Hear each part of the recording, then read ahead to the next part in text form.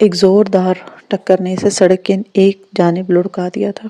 ولید کی گاڑی زن کر کے آگے بڑھ گئی تھی۔ وہ اوندے منہ نیچے گری تھی، دایاں گھٹنا دایاں پاؤں بہت زور سے سیڑھیوں سے ٹکرایا۔ وہ شاید سیڑھیوں پہ گر گئی تھی۔ پورا دماغ جیسے لمحے پر کوئی شل سا ہو گیا تھا۔ امی! وہ درد سے کرا گئی تھی، ہونٹ اور ٹھوڑی پہ جلن ہو رہی تھی۔ بدقت اس نے سیدھا ہونا چاہا، ساتھ ہی نقاب کھچ کر اترا۔ ہونٹ پھٹ گیا تھا اور اس میں سے خون نکل رہا تھا۔ حیا باجی! کہیں کوئی دور سے چلا رہا تھا۔ اپنا دکھتا سر سہلاتے وہ بمشکل اٹھ بیٹھی۔ ولید نے اسے گاڑی تلے دے دیا تھا کیا؟ مگر وہ ٹکر کھا کر سڑک کی ایک طرف گر گئی، سو بچ گئی۔ اسے کندھوں میں شدید درد محسوس ہو رہا تھا۔ کسی نے شاید اسے کندھے سے پکڑ کر دائیں جانب دھکا دیا تھا۔ دھیرے دھیرے بیدار ہوتے حواسوں کے ساتھ اس نے گردن موڑی۔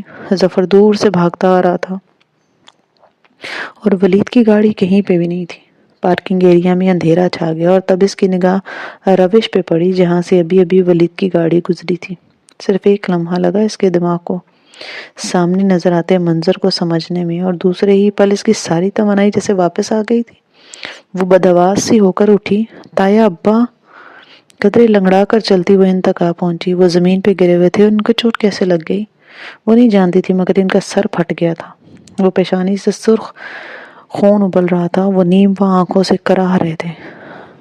تایا ابا! تایا ابا! وہ وحشت سے انہیں جھنجھوڑتے ہوئے پوچھ رہی تھی۔ ظفر دوڑتے قدموں سے اس کے ساتھ آیا۔ بڑے صاحب! یا اللہ! وہ آپ کو پکار رہے تھے اور آپ سن نہیں رہی تھیں۔ اس نے پریشانی سے حیا کو دیکھا، پھر گڑبڑا کر چہرہ نیچے کر لیا۔ ان کو گاڑی سے ٹکر لگی ہے ظفر! وہ خدایا! وہ مجھے بچاتے بچاتے! شدت جذبات سے وہ کچھ بول نہیں پائی۔ اپنے ہاتھ سے اس نے تایا ابا کے ماتھے سے ابلتے خون پہ دبا کر رکھے تو لمحوں میں ہاتھ سرخ ہو گئے۔ تایا ابا بند ہوتی آنکھوں سے نکاہت سے سانس لے رہے تھے۔ وہ آپ کو آواز دے رہے تھے، آپ آگے سے نہیں ہٹی تو وہ ظفر سے پیش آنے والا واقعہ بتانے لگا، مگر اس وقت یہ سب کچھ غیر ضروری تھا۔ بمشکل اس کے حواس مجتمع کر کے سوچنا چاہا کہ سب سے پہلے اسے کیا کرنا چاہیے۔ ان کا خون بہہ رہا ہے، فرسٹ ایڈ باکس بھی نہیں ہے، کیا کروں؟ اس نے پریشانی سے کہتے ہوئے ادھر دیکھا۔ ظفر اس سے بھی زیادہ حواس باختہ تھا۔ آفس بلڈنگ بھی بند ہو گئی تھی، نہ ہوتی تب بھی یہ جگہ بلڈنگ کی پشت پہ تھی۔ آس پاس کوئی نہیں تھا جسے مدد کے لیے بلا پاتی۔ جاؤ دیکھو، گاڑی میں کوئی کپڑا پڑا ہے تو جلدی سے لے آؤ، پہلے ان کا خون روکنا ہے، پھر اسپتال چلتے ہیں۔ پتہ نہیں جی، آپ کی گاڑی ہے کدھر رکھا ہوگا آپ نے؟ وہ واپس آ کر بدحواسی کے عالم میں اپنے قدموں کو دیکھتے ہوئے بتا رہا تھا۔ اوہ خدایا! میں کیا کروں؟ اس نے گردن ادھر ادھر گھمائی۔ اس کا سیاہ پرس سیڑھیوں کے قریب گرا پڑنا۔ ظفر میری بات سنو! وہ دبی دبی چلائی تھی۔ وہ ہکلا کر رہ گیا۔ پہلے تسی منہ تے ڈھکو۔ اوفو میری بات سنو، جاؤ میرا پرس اٹھا کر لاؤ۔ اس کے کہتے ہی ظفر اٹھا اور بھاگ کر اس کا پرس لایا۔ پرس میں ابھی کچھ بھی ایسا نہ تھا۔ تایا کے سانس کی ہلکی ہوتی آواز بھی سنائی دیتی۔ خدایا! وہ کیا کرے؟ زخم شاید بہت بڑا نہ تھا، مگر بڑھاپے کو پہنچتی عمر میں یوں گرنا بہت تشویشناک تھا۔ تایا ابا پلیز آنکھیں کھولیں، ہم آپ کو ہاسپٹل لے کے جا رہے ہیں، مگر پلیز آپ آنکھیں تو کھولیں۔ تایا فرقان نے ذرا کی ذرا آنکھیں کھولیں اور سر کو اس بات میں ہلانا چاہا، بتانا چاہا کہ وہ ٹھیک ہیں، مگر پھر آنکھیں بند کر لیں۔ اور ان کا ابلتا خون کیسے روکے؟ عبایا کرنے والی لڑکیاں اکثریت کی طرح وہ عبایا کے نیچے دوپٹہ نہیں لیتی، سو کچھ بھی نہیں تھا جو تایا کے زخم پہ باندھتی، مگر نہیں۔ اس نے تیزی سے تایا کے ماتھے سے ہاتھ ہٹایا اور اپنے اسٹول کی پن کھینچی اور اسے سر سے اتارا۔ کیچر میں جکڑے بالوں کا جوڑا ڈھیلا ہو کر گردن کی پشت پہ آ گیا۔ چہرے کے گرد سے لٹیں نکل کر اطراف میں جھولنے لگی۔ تایا نے نیم باں آنکھوں سے اسے دیکھا۔ اس نے سیاہ کپڑے کو جلدی جلدی گول مول لپیٹ کر ان کے ماتھے کے زخم پہ دبا کر رکھا۔ تایا نے کرب سے آنکھیں بند کر لیں۔ ظفر گاڑی ادھر لے آؤ، ان کو جلدی سے اسپتال لے چلتے ہیں۔ اس نے ایک ہاتھ سے تایا کے زخم کو کپڑے سے دبائے، سر اٹھا کر ظفر کو دیکھا۔ وہ ہکا بکا اسے دیکھتا رہا۔ ظفر گاڑی ادھر لے کے آؤ! وہ غصے سے چلائی تھی اور وہ اسپرنگ کی طرح اچھل کر کھڑا ہوا اور گاڑی کی طرف بھاگا۔ چند ہی لمحوں بعد وہ دونوں تایا کو سہارا دے کر کار میں بٹھا کر لے گئے۔ فروخت کہاں ہے؟ کیا وہ گھر پر تھا؟ کار میں بیٹھتے ہوئے سے تایا کے دوسرے نمبر کے بیٹے کا خیال آیا جو ہاؤس جاب کرتا تھا۔ نہیں جی، فروخت بھائی آج کال پر ہیں، وہ ہسپتال میں ہیں۔ ٹھیک ہے، اسپتال لے چلو، جلدی کرو۔ وہ پچھلی سیٹ پر تایا کے ساتھ آن بیٹھی اور اس کا زخم کو سیاہ کپڑے سے دباتے ہوئے بولنے لگی، مگر باجی آپ ایسے کیسے جائیں گی؟ اف، وہ جو کہا ہے وہ کرو، تیز چلاؤ گاڑی۔ ظفر چپ ہو گیا، مگر وہ بے حد غیر آرام تھا۔ چند ہی منٹ بعد اس نے کار گھر کے گیٹ کے سامنے روکی۔ حیا نے چونک کر اسے دیکھا۔ گھر اسپتال کے راستے میں تھا، مگر وہ انہیں وہاں نہیں رکنا چاہتا۔ 1 منٹ باجی، میں آیا۔ ظفر پورا منٹ بھی نہیں گزرا جب وہ دوڑتا ہوا واپس آیا۔ ڈرائیونگ سیٹ پہ بیٹھا، دروازہ بند کیا، ایک دوپٹہ اس کی طرف اچھالا اور کار سٹارٹ کر دی۔ او ظفر! اس نے جیسے تھک کر نفی میں سر ہلایا، پھر طے شدہ سفید دوپٹہ کھولا اور لپیٹ کر سر پر لے لیا۔ وہ سائمہ طیب کا دوپٹہ تھا، وہ پہچانتی تھی۔ تایا نیم آنکھوں سے اسے دیکھ رہے تھے۔ اتنا وقت دوپٹہ لانے میں ضائع کر دیا۔ خیر تھی ظفر، میں ایسے ہی چلی جاتی۔ جواب میں ظفر نے ہولے سے سر کو جھٹکا۔ 2 خاندانوں میں وقت ڈال کر آپ حیا باجی کہتی ہیں کہ میں ایسے ہی چلی جاتی۔ اسے ایک دم سے زور سے ہنسی آئی، مگر بمشکل وہ دبا گئی۔ اس بدتمیز ظفر کو تو وہ بعد میں پوچھے گی۔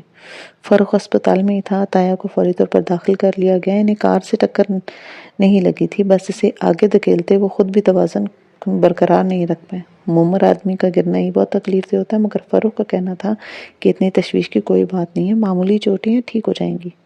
ایک تو پتہ نہیں ان ڈاکٹرز کو اتنے بڑے پیمانے پہ چیر پھاڑ کرنے والے زخم جو ہیں وہ معمولی کیوں لگتے ہیں۔ گھر فون مت کرنا، ابھی سب خواہ پریشان ہوں گے، ویسے بھی ٹانکے لگوا کر ان کو گھر لے جائیں گے، اور تمہیں تو چوٹ نہیں آئی۔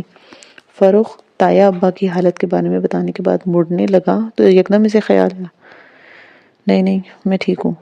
اس نے نہیں بتایا کہ اس کا دایاں گھٹنا اور پاؤں دکھ رہا ہے۔ وہ جہاں سکندر کی بیوی تھی، اتنے معمولی زخموں کو تو دیکھ کر وہ پریشان نہیں ہوتی تھی۔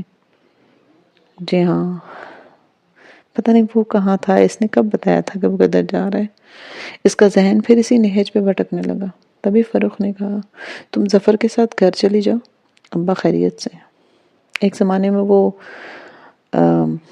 بقول سائمہ تائی کے اس کو پسند کرتا تھا، مگر جب سے ٹرکی سے وہ آئی تھی، اس کے پردے کے باعث یا پھر یہاں کی آمد کے باعث وہ محتاط ہو گیا تھا۔ میں تایا کو یہاں کیسے چھوڑ سکتی ہوں، میں تم لوگوں کے ساتھ ہی جاؤں گی۔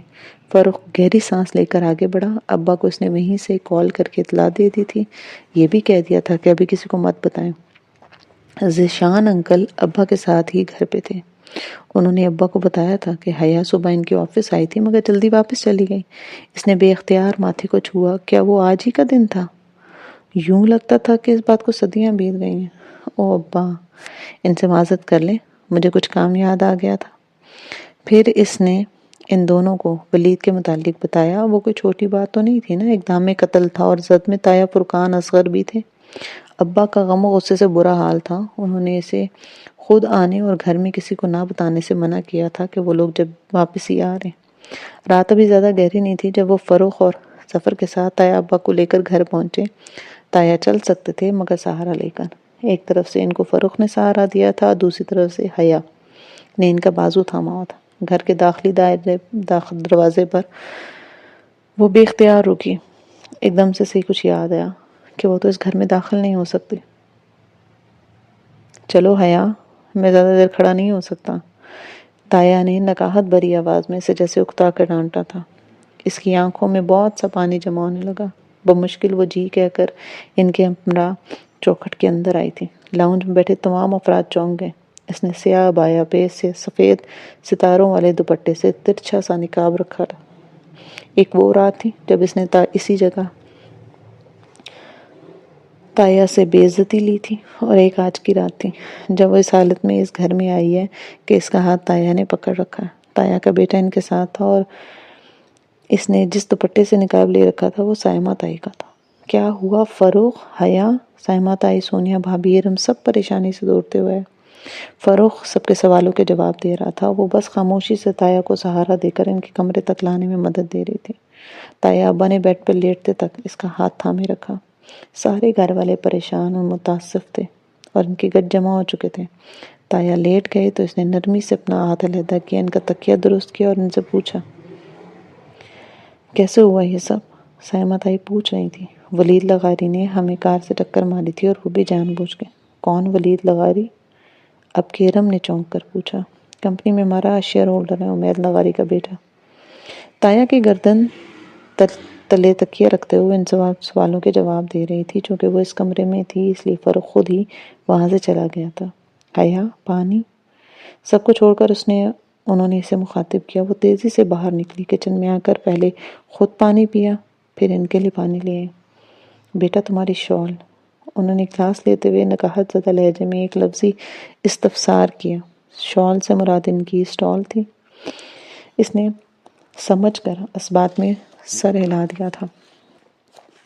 وہ میں نے رکھ لیا تھا ابا، استعمال کے نہیں اسٹول لے لوں گی، مگر اسے اپنے پاس رکھوں گی۔ پھر وہ نرم آنکھوں سے مسکرائی اور اس کا ہاتھ پکڑ کر وہیں ان کے پاس بیٹھ گئی۔ میں اس اسٹول کو کبھی نہیں دھوں گی تایا ابا، اس میں بہت کچھ ہے جو میرے لیے قیمتی ہے۔ تایا ابا نے ہلکے سے مسکرا کر سر کو اس بات میں ذرا سی جنبش دی اور آنکھیں موند لیں۔ سائمہ تائم حقدق سی ان کو دیکھ رہی تھی، جو حیا نے اپنے دونوں ہاتھوں میں تھام رکھا تھا۔ ان کی شاید سمجھ میں نہیں آ رہا تھا کہ ہوا کیا، اور خود حیا ساری زندگی اس قیمتی لمحے کی وضاحت نہیں دے سکتی تھی، جو خاموشی سے آیا اور تھوڑے سے خون کا اخراج لے کر اس نے اس کو بہت کچھ لوٹا دیا تھا۔ خون جو واقعی پانی سے گاڑھا ہوتا ہے۔ تایا سو گئے تھے۔ پھپھو، سلیمان صاحب اور فاطمہ تائی ابھی وہیں بیٹھے تھے۔ ان سب کو ظفر بلا لایا تھا۔ سائمہ تائی، داور بھائی، سونیا، بلکہ پورا گھر جاگ رہا تھا۔ سب تایا کے لیے پریشان تھے۔ ابا کا غصے سے برا حال تھا، اور اب وہ ہر ممکنہ طور پر ولید کو گرفتار کروانا چاہتے تھے اور اسی کے لیے کوششیں بھی کر رہے تھے۔ وہ اب تھک گئی تھی، سو وہاں سے اٹھ رہی تھی۔ کچن سے گزرتے ہوئے اس نے دیکھا کہ ظفر چائے کے برتن دھو رہا ہے۔ اسے دیکھ کر اس نے مزید سر جھکا دیا۔ سنو ظفر۔ ظفر نے جھکے ہوئے سر سے جی کہا، جیسے وہ آج اسے دیکھ لینے پہ ابھی تک شرمندہ تھا۔ ایک چیز ہوتی ہے ایمرجنسی سچویشن، اور یقین کرو ہمیں اللہ تعالیٰ کو اپنی کسی بھی ایمرجنسی سچویشن کی وضاحت دینے کی ضرورت نہیں ہوتی۔ وہ ہمارے حالات میں ہم سے زیادہ اچھے طریقے سے سمجھتا ہے۔ اس کی شریعت بھلے کتنی سخت کیوں نہ ہو، مگر اندھی نہیں ہے۔ ظفر نہ سمجھنے اور نہ سمجھنے کے مابین اور سمجھنے کے مابین سر اس بات میں ہلا رہا تھا۔ کمرے میں واپس آتے ہی اس نے دروازہ لاک کیا اور پرس سے فلیش نکالی، لیپ ٹاپ آن کر کے گھٹنوں پر رکھا۔ وہ بیڈ گراؤنڈ سے ٹیک لگا کر بیٹھ گئے۔ کمرے میں روشنی مدھم تھی، اسکرین اس کے چہرے کو بھی چمکا رہی تھی۔ اس نے ویڈیو وہیں سے شروع کی جہاں سے چھوڑ دی۔ 1 2 3، پھر کتنی دفعہ اس نے بار بار وہ فلم دیکھی۔ فجر کی اذان ہو رہی تھی۔ جیسے وہ اس کے احساس سے نکلی، اس کا چہرہ آنسوں سے بھیگ چکا تھا۔ بار بار ایک ہی بات کہ وہ اس کا اتنا خیال رکھا کرتا تھا۔ وہ کیوں کبھی یہ نہیں جان سکی کہ نرم لہجے والا میجر احمد ہی جہاں ہے۔ بس ایک دفعہ جب وہ دونوں چاندی کے مجسموں کی طرح جھیل کے کنارے بیٹھے تھے نا، تب جس طرح جہاں نرمی سے سمجھا رہا تھا، اسے کچھ یاد آیا۔ میجر احمد کا انداز، آواز بے حد مختلف سے، مگر ان دونوں کا انداز بالکل ایک سا تھا۔ پھر بھی وہ نہیں جان سکے۔ جب وہ اغوا ہوئی تب ہوش میں کھونے سے قبل اس نے فون کال کی گھنٹی سنی تھی۔ وہ جہاں تھا جو اسے کال کر رہا تھا تاکہ وہ اندازہ کر سکے کہ وہ کس کمرے میں تھی۔ پھر جب اس نے کسی روسی کو دیوار سے سر مارتے ہوئے دیکھا تھا، وہ غنودگی میں ڈوبتی جاتی۔ وہ نہیں جان سکتی تھی کہ وہ وہیں تھا، اس کے پاس ہمیشہ کی طرح ایک فاصلے سے اس پہ نظر رکھے ہوئے۔ اور حال نور اس کے ہوٹل میں کام کر چکی ہے، تبھی وہ عبد الرحمن پاشا کے ذکر پہ اتنی ٹچی ہو جاتی ہے۔ ساری کڑیاں ملتی جا رہی تھی۔ جب تک آپ یہ باکس کھولیں گی وہ شاید اس دنیا میں نہ رہے۔ یہ پنکی نے کہا تھا، اور تب اس نے جان لیا تھا کہ ایسے الفاظ استعمال کیے جاتے ہیں جن سے وہ سمجھے کہ ڈولی کی زندگی بے یقینی کا شکار ہے۔ وہ اپنے بارے میں ہر وقت ایسی باتیں کیوں کرتا ہے؟ ہر وقت موت کے لیے، دنیا چھوڑنے کے لیے تیار۔ جہاں سکندر ایسا کیوں تھا؟ اور اب وہ کہاں تھا؟ ایک دم وہ چونک کر اٹھی۔ ہاں بھلا اب وہ کہاں تھا؟ یہ ویڈیوز تو پرانی ہے نا، ان میں بہت سی چیزوں کی وضاحت نہیں ہے، مگر وہ سب اس وقت بے معنی تھی۔ اہم بات یہ تھی کہ وہ اس وقت کہاں تھا۔ اس نے فون نکالا، اس کا ہر وہ نمبر ٹرائی کیا جو وہ جانتی تھی، مگر سب بند تھے۔ شاید پپو کو کچھ علم ہو۔ وہ اٹھی، اس نے وضو کیا، نماز پڑھی اور پھر باہر چلی گئی۔ دایاں پاؤں ٹخنے اور ریڑھی کے قریب سے بہت درد کر رہا تھا۔ شاید منہ چاہے تھی، مگر ابھی پٹی باندھنے کا مطلب اماں یا ابا کو اسے ترکی جانے سے رکنے کا بہانہ دینا تھا۔ پھپھو اپنے کمرے میں نماز پڑھ رہی تھی، سو وہ ان کے قریب کاؤچ پر بیٹھ کر ان کو دیکھنے لگی۔ وہ چہرہ ہاتھ میں چھپائے دعا مانگ رہی تھی، شاید اپنے بیٹے کی سلامتی کی دعا۔ اس کا دل جیسے ڈوب رہا تھا۔ ارے تم کب سے یہاں بیٹھی ہو؟ پتہ ہی نہیں چلا۔ چہرے پہ ہاتھ پھیر کر انہوں نے سر اٹھایا تو اسے دیکھ کر جیسے خوشگوار حیرت ہوئی۔ آپ سے کچھ بات کرنی تھی پھپھو۔ کیا آپ جانتی ہیں جہاں کدھر ہے؟ وہ مجھے کچھ نہیں بتایا کرتا، مگر جانے سے قبل اس نے کہا تھا کہ اس نے تمہیں بتا دیا کہ وہ کہاں جا رہا ہے۔ اچھا، اس نے کسی اور سے بھی یہی بات کہی تھی، مگر مجھے تو ایسا کچھ یاد نہیں۔ کہتے کہتے وہ ایک دم رکی۔ ایک جھماکے سے اسے یاد آیا لندن۔ وہ کتنی دفعہ لندن جانے کی بات کر چکا تھا۔ وہ لندن میں تھا، یقیناً وہ وہیں تھا۔ اوہ، اس نے واقعی مجھے بتایا تھا، مگر اس نے یہ نہیں بتایا تھا کہ وہ کب واپس آئے گا۔ کہہ رہا تھا ایک آخری کام ہے، پھر وہ ترکی چھوڑ دے گا۔ پھپھو احتیاط سے الفاظ کا چناؤ کر رہی تھی، جیسے انہیں اندازہ نہیں تھا کہ وہ کتنا جانتی۔ مجھے جانا ہے استنبول کلیئرنس کروانے۔ میں یہ کام کر کے اسے ضرور ڈھونڈوں گی پھپھو، آپ دیکھیے گا، میں اسے واپس لے کے آؤں گی۔ حیا، اللہ پہ توکل کرو اور آرام سے بیٹھ کر انتظار کرو، وہ آ ہی جائے گا۔ نہیں پھپھو، ہاتھ پہ ہاتھ رکھ کر بیٹھ جانا تو کل نہیں، سستی ہوتی ہے۔ توکل تو یہ ہے کہ میں اس کے لیے کوشش کروں، میں اس کو ڈھونڈنے ضرور جاؤں گی۔ ہر دفعہ وہ میرے پیچھے آیا کرتا تھا نا، ایک دفعہ میں چلی جاؤں گی تو اس میں برا کیا ہے؟ جاتے جاتے وہ ایک لمحے کو رکے۔ پھپھو، ابا اور تایا لوگوں نے آپ کے ساتھ اچھا سلوک نہیں کیا۔ پھپھو کے چہرے پہ جیسے حیرت ابھری تھی، پھر انہوں نے سب سمجھ کر سر جھٹکا۔ یہ جہاں نے کہا ہوگا تم سے۔ پتہ نہیں میرا بیٹا اتنی پرانی باتیں یاد کیوں رکھتا ہے۔